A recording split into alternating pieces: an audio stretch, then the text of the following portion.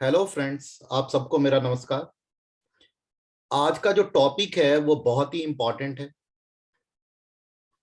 जैसे कि आप में से मैक्सिमम लोग जानते होंगे कि पंजाब गवर्नमेंट ने अक्टूबर मंथ में गवर्नमेंट कॉलेजेस के लिए असिस्टेंट प्रोफेसर की 1158 पोस्ट निकाली थी।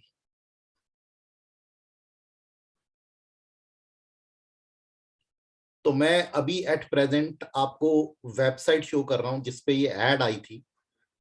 तो इसकी अगर डिटेल्ड एडवर्टीज में जाते हैं हम, इसमें से कोई भी आप ओपन करके देख सकते हैं। ये देखिए, कोई भी टोटल 33 इसमें सब्जेक्ट से। तो किसी भी एडवर्टाइजमेंट को अगर हम ओपन करते हैं तो मैं आपको दिखाता हूं एक को ओपन करके। मान लीजिए हम हिस्ट्री की ओपन करते हैं, तो ये देखिए, यहां पे देखिए। अब इसकी जरा आप डिटेल देख लीजिए, एलिजिबिलिटी क्वालिफिकेशन देख लीजिए। जो लोग ये क्लेम कर रहे हैं कि ये यूजीसी की गाइडलाइंस के अकॉर्डिंग नहीं हुआ, एंट्रेंस टेस्ट या कैसे नहीं हुआ, देखिए जरा आप यहां पे क्लियरली पढ़ लीजिए।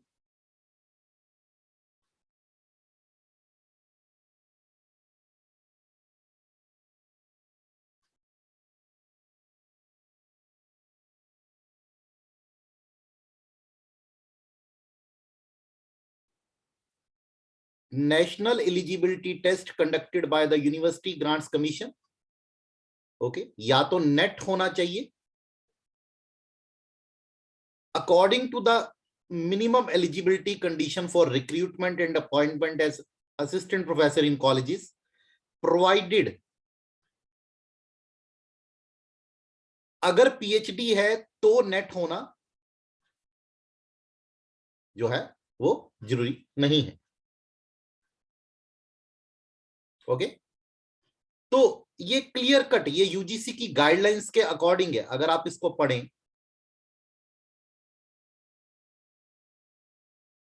अब इसके बाद नेक्स्ट चीज पे आइए जरा।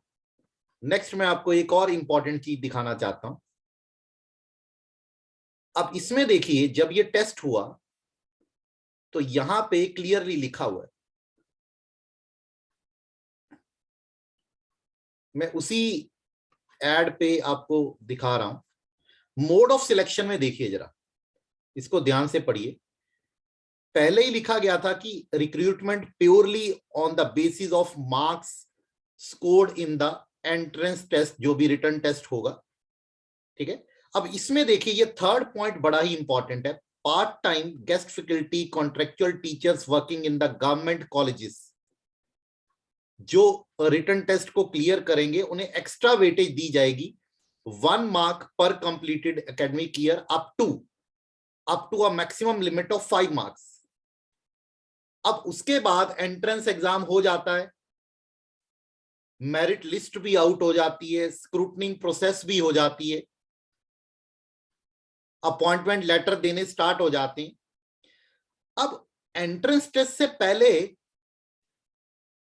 सभी चुप थे। जितने भी लोग अभी ये क्लेम कर रहे हैं कि ये जो एंट्रेंस टेस्ट हुआ इसमें पेपर लीक हो गया, या जो मेरिट लिस्ट बनी है नए नए कैंडिडेट्स को इन्होंने सिलेक्ट कर लिया। अब यहां पे देखिए, यहां पे तो किसी नए कैंडिडेट को चांस नहीं दिया है गवर्नमेंट ने। तब तो किसी चैनल ने नहीं कहा कि ये जो हो रहा है गलत हो रहा है। अब ये देखिए, ये पूरा क्लियर कट डिस्क्रिमिनेशन था जो नए कैंडिडेट्स अपीयर हो रहे थे, या जो कैंडिडेट्स प्राइवेट कॉलेजेस में वर्क कर रहे थे। अब उनको तो गवर्नमेंट ने कोई वेटेज नहीं दी थी यहां पे।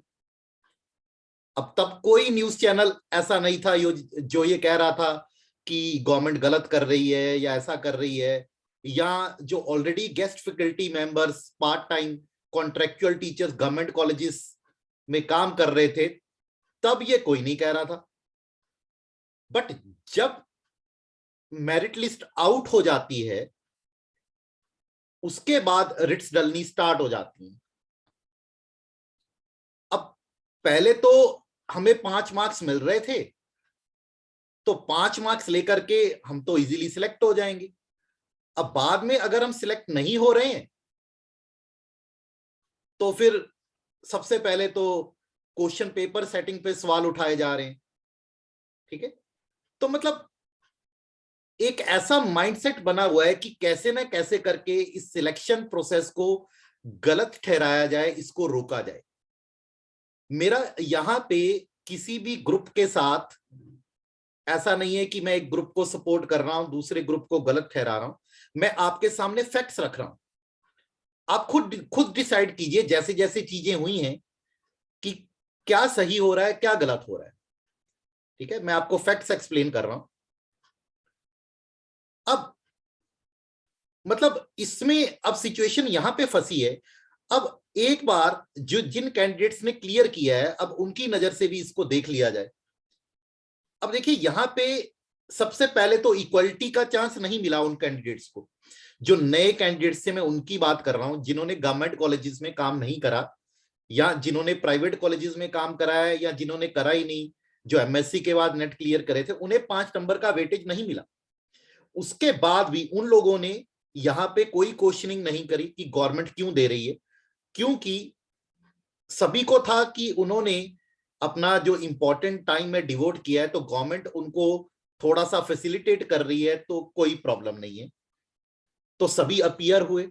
ठीक है, तो उसके बाद अब जब मैक्सिमम वो लोग क्लियर कर जाते हैं, तो उसके बाद ये है कि कैसे ना कैसे इसको रोक दिया जाए।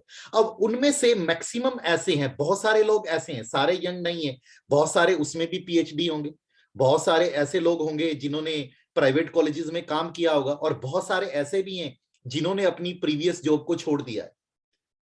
तो अब ये आप लोग डिसाइड कीजिए कि उन लोगों की क्या गलती है जिन्होंने ये भी एक्सेप्ट किया कि ठीक है 5 नंबर जो ऑलरेडी गवर्नमेंट कॉलेजेस में काम कर रहे थे उनको दे दिए जाएं, उसके बाद वो सिलेक्ट भी हो जाते हैं, फिर भी उनकी सिलेक्शन प्रोसेस को रोक दिया जाता है।